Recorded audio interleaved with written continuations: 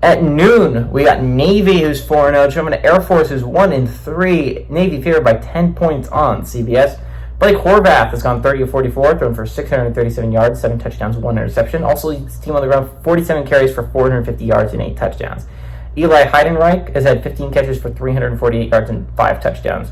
John Busha for the Falcons has gone 19 of 52, thrown for 240 yards, 0 touchdowns, 2 interceptions.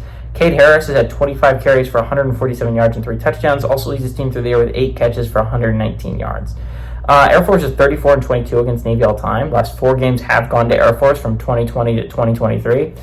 Navy has not gone on the road and beaten Air Force since 2012. But it's a little bit different Navy team. It's a little bit different Air Force team, right? Like if you told me this late in the year that I'd be talking about Navy Air Force, I'm like, damn, Air Force really won their first 4 games?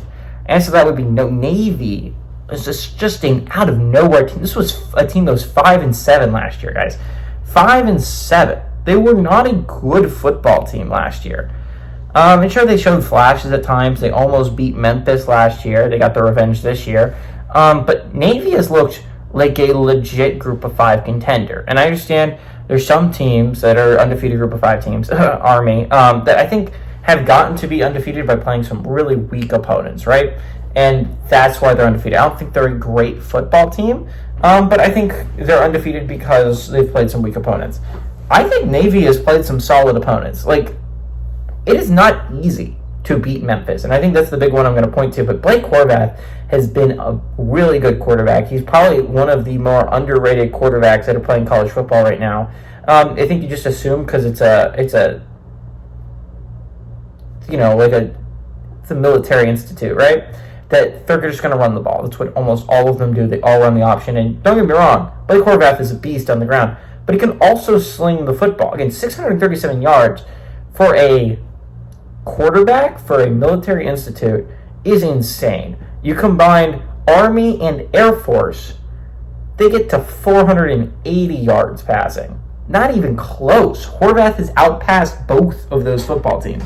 And it's like, Navy has looked like a really solid football team early. They look like one of the best teams in the American. And eventually you are going to have to go through some tough teams. You have Notre Dame on your schedule. You have Tulane eventually on your schedule. You have some really tough football team games you eventually have to play. Air Force is not one of them. Now, Air Force owns them, and so that's a little bit of a scary proposition here, is like when you are a bad football team and you're playing a good football team, but it's a big rivalry game, normally that game is weirdly close. You don't have to look that far back. You can look for Alabama-Auburn last year. Alabama was a playoff caliber football team. Auburn barely made a bowl game. Auburn should have beaten Alabama. Florida did not make a bowl game. Florida State went undefeated on the season, and yet Florida played a really close game against Florida State, right? If it's rivalries, they just mean more. And even if you're a bad football team, you play up to the level of your competition. But that being said, I think Navy is a much better football team than Air Force. I don't think that happens here, and I think Navy goes on the road and beats Air Force in Air Force for the first time since 2012.